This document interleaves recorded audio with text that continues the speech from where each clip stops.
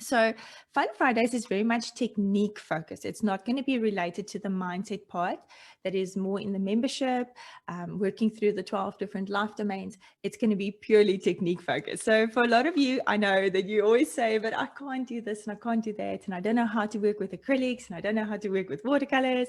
And I'm not sure how the different sticking methods work with different things, everything. So this is going to be purely very much focused on the technique, just so that we can upskill our technique. So when we are using those simplistic images that we're putting in to work with our subconscious, we actually have more ideas and the creativity flows easier when we're having those, when we already have, I want to say like this, lots of different ways. We know how to apply different things with our techniques that we are actually applying, whether it's with inks or pens or crayons or paints. So what I thought to start with is starting with our color wheel. So today we are going to make a color wheel. So if you're going to be doing this, you can go ahead and get like a little compass just to make your circles with. We're going to do it in a circle. If you don't have a compass, just see what different shapes, little cups or bowls or things you can use in your cupboard to make the circles. And I'm going to be using my acrylic paints. I absolutely love acrylic paints. Now you can use any, it doesn't have to be expensive acrylic paint. You can use very basic acrylic paints. So we're going to be talking today about how to actually mix colors. Now, mixing colors isn't just with paints. If you can even do this with pencil, if you're going to be overlapping pencil over one another, you'll get that same effect of the actual mixing. So I'm going to be talking specifically with using acrylic paints when we're mixing colors, how to mix those colors. And actually mixing colors can be very therapeutic. It's actually amazing to do that. And you're welcome to do this if you have little tubes of watercolor or even the normal just watercolors that we use. You're welcome to use that and mix on a separate little palette, just the colors, and you'll get the same effect. All right. So this is going to be purely about the mixing and everything. So if you have anything to mix on, whether you have a palette or you just have an old plastic plate or a lid for something, you can use anything like that to get started. And whichever type of brush you have, let me just see here quick. This is a watercolor brush. So if you're working with watercolors, it will have the pointed tip. If you're working more, I'm going to be working with acrylic. I really like to use the rounded tip or the skew tip, or even a flat tip works quite well, depending on what you're going to be doing. I'm using quite small brush because our parts of our color wheel are going to be quite small blocks. So I'm going to be doing that. So what I'm going to do is I'm just going to quickly switch over to the other camera so you can see what I'm doing. And we are going to get started with this. Let's see. All right, there we go. Okay, everybody. So this is going to be our color wheel that we're going to get going. All right. So I've got my compass here. I'm going to sort of just, I'm going to make the outside part of the circle first. I just want to see that it's going to fit. And we're going to get going with that. Hope everybody can see this, that it's dark enough.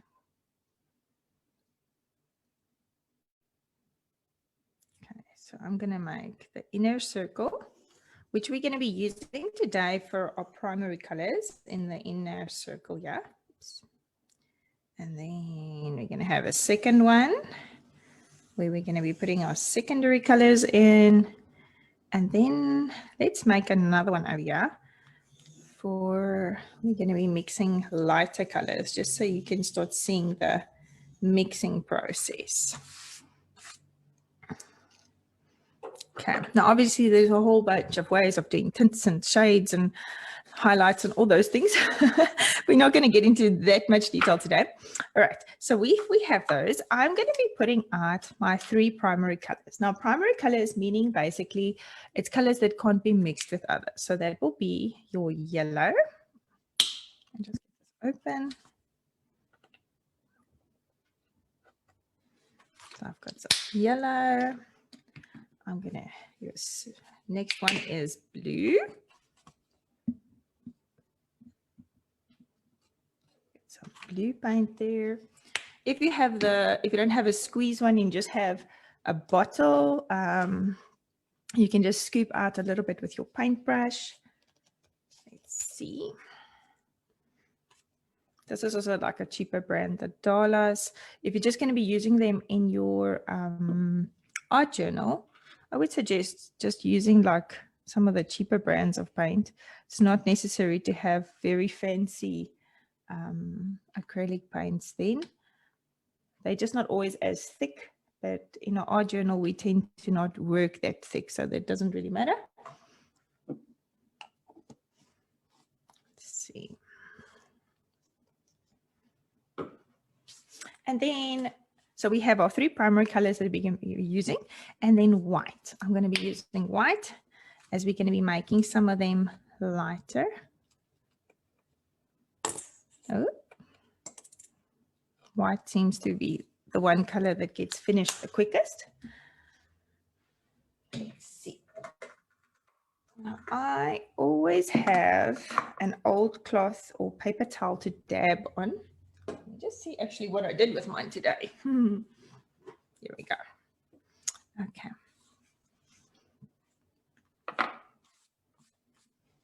Okay, so we've got those. So what I want us to do is just to divide our color wheel into our different segments that we're going to be using.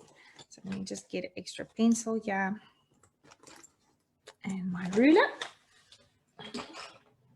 Okay, so the first one is going to be like a little Y. So you're going to have, let me use my ruler. I tend to just scribble, never use my ruler. But let's be, for today, let's try be a little bit more neat. Hey? So this is going to be a Y, like the letter Y. Still not perfect, but okay. Your 3 parts, you can divide them. And we're going to be using this for 3 primary colors. Now, there are so many different ways of explaining the color wheel, but the way I'm going to be doing it today is just very much for you to understand how do complementary colors work together, which ones are the primary, and how to sort of see which ones will work well together. Okay, so now what I want us to do, if this is your Y, in the middle of that block where there's nothing, you're going to have your line. So it's actually connecting with this one there. That one will connect on the outside here. And this one will connect on the outside over there. So it's like an upside down Y that you've got for the second part there. And then let's go ahead and just lengthen those lines towards the outside. So I'm connecting this on the outside just to add a little bit more. Skipping that part, obviously.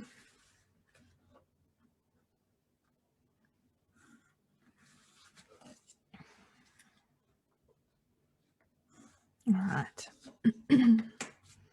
Okay, so then we've got those. So now we've got the basic part that we're going to be using. So what we're going to be doing with this is we're going to be painting our primary colors first. So I'm going to have, let's say, my blue over here. Normally, if you haven't bought any paints like your acrylics and you're wondering which colors to buy, you can start out with your primary colors because you can mix anything from there. And if you're buying them, rather buy, instead of buying a light blue, buy a darker one because you can always make lighter if you have white. Okay, so I've got my blue there. If you're going to be doing this with pencil, you can overlap the colors. You're welcome to do it with pencil if you don't have paints. We're going to have our yellow. So the second color over there.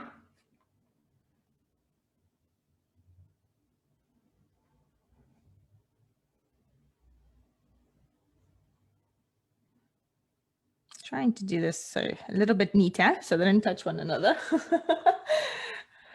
But you don't have to go all the way to the tip if you know it's going to be wet there. Then you can just do it a little bit further away so that they don't touch. I tend to, when I'm working on my canvases, I tend to work very detailed and very neat. But whenever I seem to do other stuff, I'm not so neat. Then I just go for it and I just enjoy the process. You know, done is better than perfect. Okay, so there we have our 3 primary colors. Now these colors you can't, meaning you can't mix other colors to get these. So those are your primary colors. Now let's do the mixing. So we know, like if I had to mix, let's say yellow and blue, I'm going to get green. So let's go ahead and mix those. So this is where our mixing process for today is going to start. I'm just going to mix them onto this flat part over here. Looks a little bit confusing because I've got all these old paints also on here, but anyway. Oh, wait. Now I mixed the red and the blue. Oh, well, let's just start with those then. So if I mix my red and my blue, I'm going to get purple. You'll see this is a very dark purple. So my red and my blue is going to give me a very dark purple. Let's add a little bit more red to that.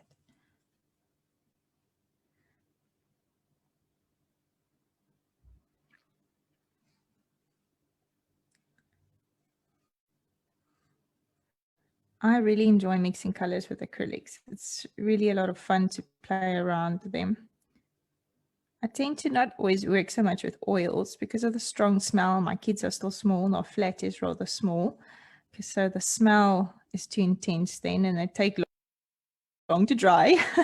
Where acrylic is really fast to dry, and you don't need all those extra things to clean them with. You can just use water to clean your brush. All right, so that's our purple. That's a really dark purple, but I've mixed quite a bit here because we're going to end up making this a little bit lighter, more red and blue when we get to the next little part. I'll be showing you in a minute.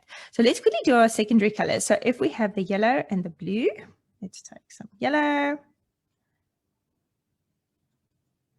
and a little bit of blue and mix those together. You see, you're going to get your green.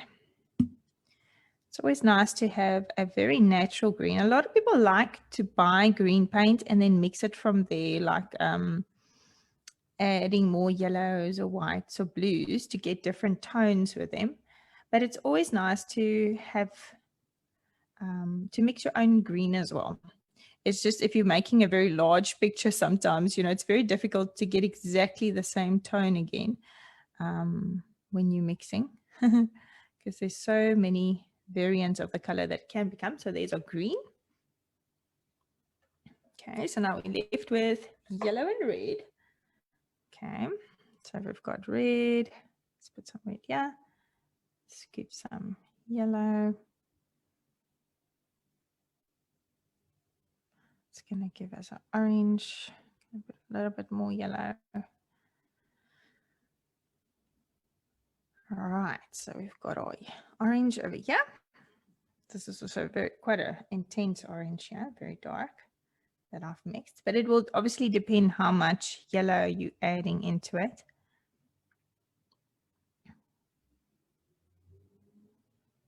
Okay, so now before we do the rest of the mixing, I just want to explain here for a moment.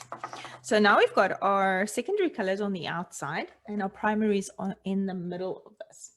So these are, we'll talk about complementary colors, meaning if you have, let's say, yellow, then you could use the shadows in a purple. Or the other way around, if something is purple, you could add the yellow. So if you even think about, let's say, Easter, you often see the yellow eggs with a lot of like purple little ribbons or things because they complement one another. They're meaning they go well together. So then you'll have that. Or blue and orange, you'll often see, like, let's say, sports teams, you know, if it's like orange, they'll have that mixture between orange and blue or red and green, a lot of things like that. So those are the colors that match one another. So you could, even if you have a red object, you'd have like maybe a little bit of green in the shadow part, in the shade of it. Or another way even to see this is like, let's say you go outside and you stare at the sun. You know, it's always like you just seeing this white, and you quickly close your, and you like if you're staring at the sun, no, I'm explaining the steps wrong. Let's say you take a red bucket. outside and you're staring at your red bucket, and then you quickly look at the sun for a couple of seconds, and then you close your eyes, then often, you see those spots when your eyes are closed, and then you'll notice that the spots will be green because that's a complementary color of red. Let's say you were staring at the red bucket. So that's something you go test for like your secondary colors. So these ones will help you to know sometimes when you wanting to use the complementary color of something, what is going to go better with that one. Like if I have my reds, I'm going to maybe add a little bit of orange for highlights, and that will really make your picture come alive instead of it being very flat. Okay, so let's go ahead and do some more mixing. Now we're going to work with our white, and we are going to actually take these colors and make them a little bit darker or lighter. I wonder, maybe we must add some extra lines in here just for fun. No, let's just keep it this way for today. We'll do the simplistic version today. Another day we'll add some extra lines, I think, in, yeah. Okay, so if we have this green and we were to add, let's say, a little bit more yellow to it, to the side of here. So let's take that same green. I'm going to add some more yellow to it. Over here. What's going to happen to it? So it's more to the yellow side. So the more yellow I add, the brighter it's going to become.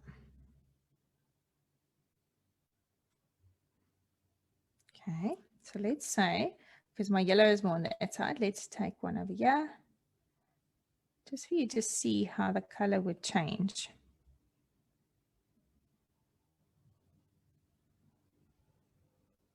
All right, if I was to take that color and I'd add a bit of white, let's add a little bit of white to the side, yeah, of that.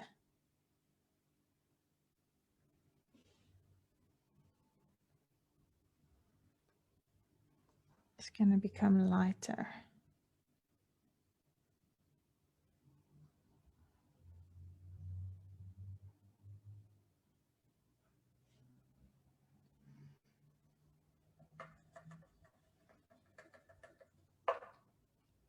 All right. Okay. Then let's add, I'm going to add a small little extra piece here. Let's say we had to take the same green and I just added, I've still got a little bit at the side here, and I just added white straight to that instead of mixing it first with the yellow. It's going to give me a very much of a different look. And the lighter, the more white I add to that, the lighter it would become, right? Just to give you an idea of that, to get the mixing of how your different colors would look if you were to just mix them. Okay, so let's go back to that original dark color that we had, just the yellow and the blue. And let's add this time, because it's closer to the blue, let's add way more blue to it. So let's see if I add more blue to this, it's going to give me a very dark green. Very much a blue tint to it. Okay. Now let's add a little bit of white to that. And you can decide how many circles out you want to make. You could obviously make the little parts, oops, a little bit smaller and add, the colors could keep going. They'd obviously keep changing and changing and changing and changing the further out you went, and the more white you added. Let's say if I added even a little bit more and I had another circle over here, they would become even lighter, right? Lighter. That's actually quite pretty. Okay, let's move over to the purples. Okay, so with our purples, this is a really dark purple we've got over here, but let's say it was more to the blue side.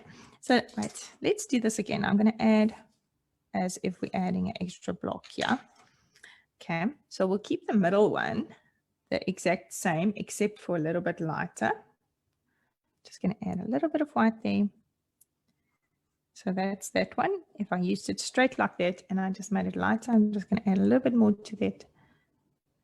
And there we go. just to get the effect of what color that would actually make. So let's say we go back to that original color, but let's, because of the blue side here, let's add a little bit more blue to that. So on the one corner here, I'm going to add more blue to that purple color. Let's see what it does. It's actually looking very blue now. It's lost some of the purple color. Now I had to put white to that on the edge. Here we go.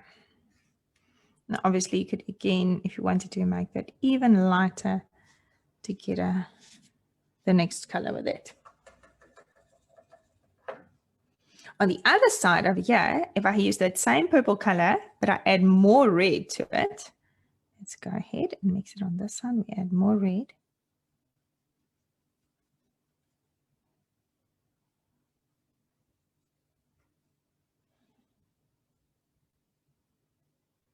It's going to have a much more of a warmer feel to it.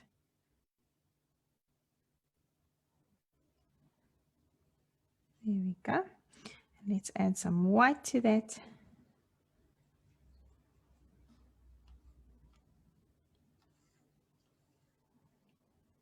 Almost going more to a lilac color then.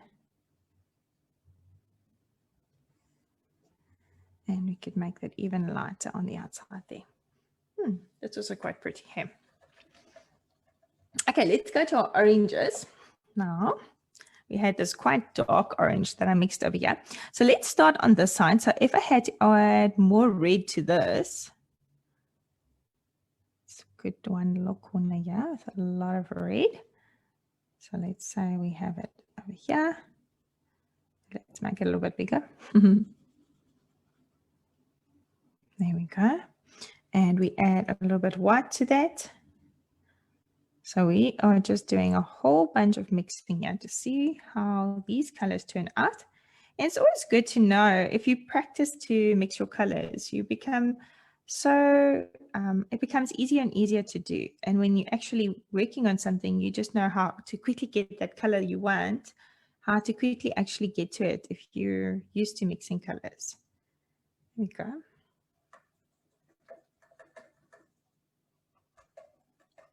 Okay, now let's say we use this one straight like that. Let me just find a little spot that we can lighten up. So let's say we use that one. We just added more white. Oops, even more white. My white's not so clean anymore. It's touching other colors. See, that would almost give you like a almost skin tone when you were mixing that. On the other side, we've got the yellow. So let's take that same one again. But now we're going to add, oops, my yellow paint's finished. Let's just add some more yellow here.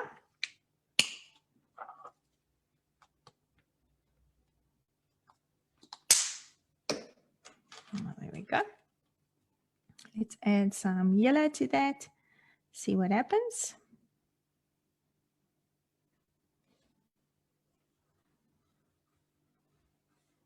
I'll give you a much brighter orange. Okay. We can add some, let's say, white to that bright orange.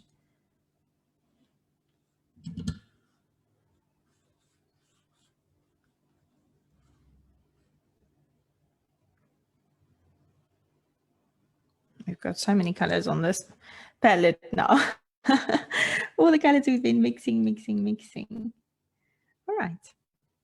So there we go. We've got quite a lot of different colors. And obviously, like I said now, the further out you go, the lighter, the more white you could add. Just to get that basic effect of this, these are my primary colors. These are my secondary colors. What's going to happen if I add more blue or more red to them? How would it affect my color when I'm doing it? And obviously, they would be like, you can do them even in, let's say, with lots of little pieces going out, because there would be so many variants. If you wanted to mix a little bit more, how the color would gradually start going over into a different color. And then you would obviously see that, let's say, this side of a color palette is more your cold colors. On the other side, you have more your hot colors.